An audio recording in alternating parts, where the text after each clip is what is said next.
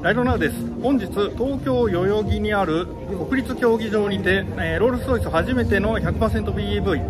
ロールスロイススペクターが国内発表となりました。スーパーラクシュアリークーペとして登場したこのスペクターですが、実はロールスロイス創業当時に振り返ると大きなストーリーがあったみたいですね。123年前というね、もうずいぶん前の話、まさにロールスさんだっていう話ですけども、その時にはね、まだパワートレインで必ずしも内燃エンジンだけが正義というか絶対とは言われてない時代ですよね。いろんな車が実はあった。電気自動車もその中にあったということで、やはりその中でいくと、電気自動車って実は当初には、これ有効なんじゃないかって話が出ていたそうです。やはり、振動がなくて、匂いもない。あと、こういうものはそれ高級車とか、車にとって最適なのは電気なんじゃないかって話が、さらに、ただし、やっぱりね、その当時から問題は同じで、やっぱりもう素晴らしい。ただし、充電ステーションが整備されるようになったら、これはもう本当に、生きる事実だよねということを実は1900年とかにそういうことを話していたそうです。ロールスさんとロイスさんはですね。そういうことがあって、まさに、23年後の今になってその言ってみれば夢が実現した。それが今回のスペクターというのがブランドにとってのロマンティックなストーリーなのかなというふうに思います。今回このスペクターの発表会ですが、東京代々木の国立競技場で開催されたわけですが、ダンスパフォーマンスに始まるロールスロイスらしい、荘厳な演出の下で登場しましたね。ロールスロイスこういうイベントを日本でやるのは多分久しぶりだったと思います。リージョナルディレクター、アイン・ニッケさんが、就任して、僕は初めてだったような気がするんですが、愛スがあって、前衛的なダンスパフォーマンス。しかもそれはダンスだけじゃなくて、光と色と交わったようなものがあった後に、さっき言ったようなね、ロールスロイスと電気自動車にまつわるストーリーが明かされ、そして車が登場する。かなりのスモークがかれて登場するという形で、まさにね、荘厳なというか、ブランドが歴史と伝統を持ってて、かつ今、若いユーザーを増えてね、大人気じゃないですか。そういうところが全部凝縮されたような、その発表会になってたなって気がしますよね。前衛的で革新的という、そういう要素もちゃんと踏まえた、発表の仕方だったなと思います。ではちょっと車を見ていってみましょう。このスペクターですが、サイズ、スペックで見ると、どういう車に仕上がってるんでしょうか。数字、ちょっと上げていきましょうか。全長5475ミリ、全幅2144ミリ、全高1573ミリ、ホイールベース3210ミリというね、もちろん非常に大柄な車ということになります。ですが、2ドア4シーター。今回ね、あえてこの2ドアで出してきたところが、一つ面白いなと思ってはいるんですよね。ロールスロイスはね、ゴースト、そしてファントムという4ドアのサルーンにカリナンというラインナップなわけじゃないですか。レースが今までありましたけど、その代わりと言ってはいいと思うんですよね、この車はね。あえてこの 100%BV をこの2ドアクーペから出してきた。やはり趣味の車ですよね、完全にね。パーソナルで。そうですね。そういう車からこの新しい技術を投入してきたというところが一つ、ポイントなのかなというふうには思いますね。自分自身が新しくあるということを表現する富裕層の方のための車ということです。そうですね。そういうことを言っていいのかなと思います。そしてスペックとしては、電気モーターが当然積まれているんですが、前後2モーターの4輪駆動ということになります。そしてその電気モーターの出力なんですが、最高出力が 430kW、584馬力、最大出力 900Nm となっています。すごいバカみたいに速いというものにはしてないんだなっていうことを思いますよね。最高速度はそれでももちろん250キロで、0-100加速は 4.5 秒で、気になるレンジは WLTP で530キロというふうになってますね。車重はどのくらいになるんですか。車重2890キロとなっています。この車使ってるのはアーキテクチャー・オブ・ラグジュアリーというプラットフォーム、いわゆるプラットフォームですね。車体の基本広告になります。これはもうホールあるので、PV に特化したもので、フロアにバッテリーが敷き詰められた形ですね。2890キロは重いようですが、そこまで重くないと言えないんです。このサイズで来たと考えると、そうですね、他の例えば例えばBMW だったりメルセデスだったりの他の、フラッグシップ系の電気自動車に比べると多くはないですね。そうですね。一つ言えるのは、プレゼンテーションとかあったんですが、バッテリーに関して敷き詰めると、これ他の車でももちろんそうなんですが、やはり遮音性に効いてくる、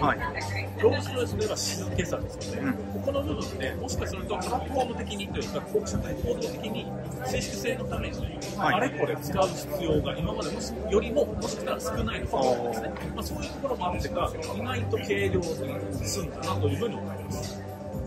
EV としての、航続距離実現するためもあってか CD 値は 0.25 に抑えられてるんですよね。このロールスロイス特有のパルテノングリルが、正直言って空力はそんなに良くなさそうな感じはするじゃないですか。なんですが、例えばここの取り付け面とかが完全にフラットサーフェイス化されてるとかですね、そういった努力で、これを継承しながら 0.25 のCD 値実現しているということです。今パルテノンの話になったので、ついでにこのデザインの話をしましょう。パルテノン、新しくなってます。やはり今までの、グリルですね。グリルは当然この大パワーのエンジンに冷却のための空気を送り込むためだったんですが、今回バッテリー EV ということで、そういう必要性は言ってみればない。ということで、形状が見直されて、まさにね、そのバッテリー EV にふさわしい形にされているというのが一つありました。あとライト形状ですね。これも一つの特徴だと思います。どんどんね、ロールスロイスのライト進化してきましたね。最近の LED テクノロジーなんかを使って、もうもはやこういう薄型のライトということになってきている。さらに、スピリット・オブ・エクスタシー、いわゆるコーズマスコットですね。こちらが今回新しいデザインになりました。ということで、非常にね、フロントを見ても、ロールスロイスにしか見えないけど、ちゃんと新しいものになっているということが、いいのかなというふうに思いますね。このパルテノングリルなんですが、内側から、光るデザインとなってるんですが、このルーバーの部分がこちら右側はこっちに対して、折れているので、そうですね、こういうラインでこう中央に寄ってきてるっていうんですかね。なってるので、車の周りを回ってみるとですね、例えば左側からは左は光ってないように、少し暗いように見えて、正面に来ると全部光ってるように見える、今まで見たことのない、表現がされていますね。今ちょうど光ったので、ちょっと回ってみますね。光がね、移ろうという部分ですね。ドラマにあるよねというようなまさにちょっとじゃあサイド方向に回ってみますか。キ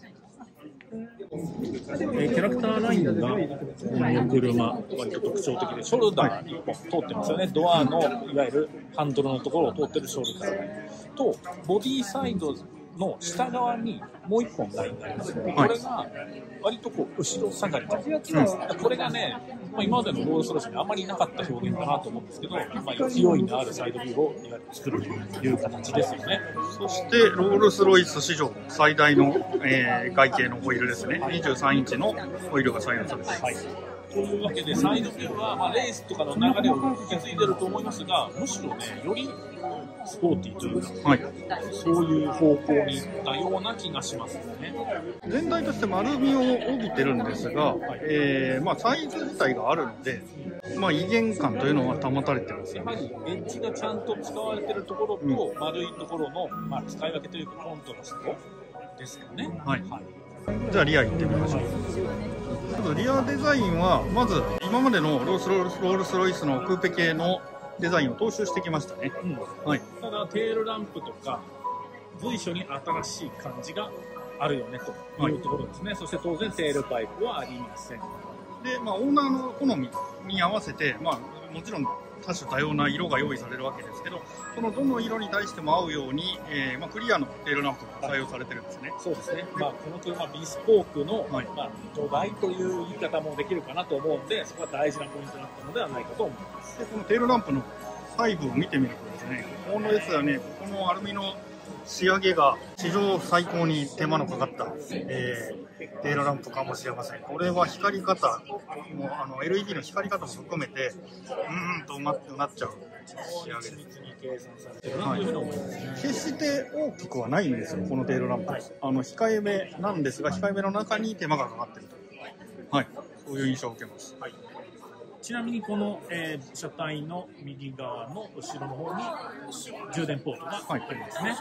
200ボルトとチャデモが両方装備。こういう形ですね。は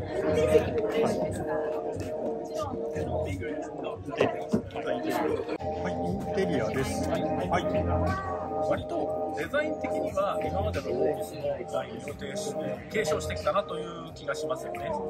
EV 感というか電気自動車感は、ほぼないと言ってもいいんじゃないですかね。考えてみれば今までのロールスロイスさんがしてた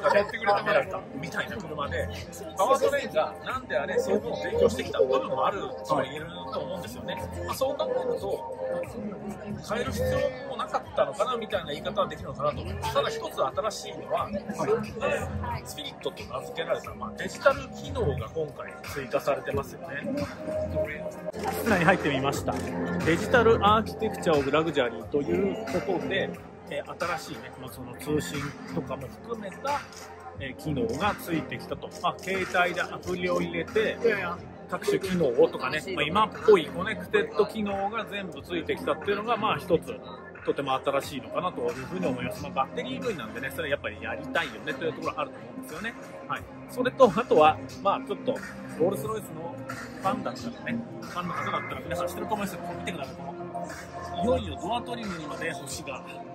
あしられるようになりましたので、ルーフパネルにも今まで通りついてるんですが、これ、正しい数は覚えてませんが、合わせてちょうど1万ぐらいですね、の星がきらめいてます。そして、たまに流れ星が行くというね、そういう機能がついていて、機能というか遊び心ですよね。ここに傘が埋め込まれているのも、今まで通りと言いますか、ね、入ってます。これ、運転席、助手席両方についているんですね。運転席も助手席も傘さしたいですよね、上位はね。こういったところで、中は正直裏切らない形と言ったらいいのかなというふうに思います。外観もそうですね。ちょっとずつスポーティーな感じというか、パーソナルカー感を出してますけども、やっぱり今までの方に、新しい、ロールスロイスとして新しい体験をもたらすというかは、ロールスロイスの世界が進化した、そういう形を提供したいんだろうなというのは、この、特にインテリアデザインからは感じることができるなと思います。こうやって、今ね、ポジション合ってないですけど、座ると、ステアリングホイールでかいですね。そして、前方にノーズしっかり見えて、その先端には、シートの行く差がいるということで、この景色、まさにロールスですよね。後席も座ってみませんか。これ4座のクーペなんですが、後席の広さという点では、本当に普通にセダン並みの広さ確保されていますね。これはもう今までの、レースとかもそうでしたよね。もうここはほとんど座らない空間だと思いますよ、もちろん。だけど、そういうものを用意する、豪華な、もういうことのない空間を用意する。これは当然のロールスロイスらしさと言っていいのかなと思いますね。もう後席から見た星空の景色がちょっと気になるんですが、そうですね、キラキラしてますね。本当ドアまでこう全部ね光が回ってるんで、ちょっと幻想的なというか、最初はねこういうのどうなのかなと思ってたんですけど、実際にこれねある車に乗るとつい見ちゃうんですよ。しかも流れ星あると、ついずっと屋根を見ている自分がいたりとかするという感じはしますね。センターコンソール周りですか、後席センターコンソール周りも含めて全てにおいて手がかかってるという。そうですね、当然ながらもう手に触れる部分にいわゆる樹脂みたいなところはありません。全部革ということですね。こういう空間作りの、全てにおいて妥協がないのが、ロールスロイスということなんでしょうね。という感じで、ロールスロイススペクターの国内発表をお届けしてまいりました。実はね、今回こう展示されているね、我々が見てきた車は、このプレビュー特別なモデル、プロフェシーというものなんですね。ビスコークなんですけども、エクステリアは、ピッタリングスブルーという色で、鮮やかなマンダリンカラーのショルダーライン見ましたよね。これが入っている。で、インテリアはシバログレーとチャールズブルーの組み合わせに、また、マンダリンカラーのパイピングステッチなどが入っているということで、この仕様もかなり攻めてる感じしませんか？モダンというか、前衛的なトリムになってますね。そうですよね。だけど、ちゃんとラグジュアリーっていうんですかね。めちゃくちゃフォーマル感もあるのに、まあ言ってみればこの差し色というのがね、うまいところですよね。ネクタイに派手な色とか、ワイシャツに派手な色みたいなのって、イギリス人得意じゃないですか。そうですね。まさにね、そういう感じがする組み合わせで、まあ、この車のビースポークの楽しみあると思うんですけど、これは本当に無限に選択肢があるんで、特別悩ましいことになるだろうなと思います。私も今日こうやって見て、こういう新しいラグジュアリーの表現の仕方とあり方というのがあるんだなというのは勉強になります。はい。そしてラグジュアリーという意味ではもう一つロールスロイスみたいなやっぱりこういう信頼性、耐久性みたいなところもこのブランドの一つの要素ですよね。キャスト250万キロ分やってるそうです。これがね、耐用年数400年を想定してるっていう。なるほど。やっぱりこの、まあ言ってみれば作って消費される車じゃなくてずっと未来に残り続けるものを作るのがロールスロイスのプライド。まあそれがね、この電気自動車になっても、電気自動車になってからこそなのかもしれませんけど、しっかり受け継がれてるなというふうに思いますね。このスペクターのベース価格は4800万円スタートとなります。カリナ、それからファントムの値段の間ぐらいできたということですね。そうですね。まあもちろん、リスポークすればいくらでも跳ね上がっていくとは思いますけど、それは当然なんですけど、まあそれはそれで皆さんお好みでやればいいんじゃないかなと思いますが、単純に乗ってみたいですね。はい、そして噂では将来的にはね、水素を作るんじゃないかという話ももうすでに出てますよね。だから今後のロールスロイスのというかラグジュアリーカーの電動化というんでしょうか、カーボンニュートラル化に関してはね、まだまだいっぱい話題があるぞということを、まあ、この車示したのかなというふうにも思います。市場劇場ですね。そうですね。はい。また市場ができ次第お届けします。はい。ご視聴ありがとうございました。ありがとうございました。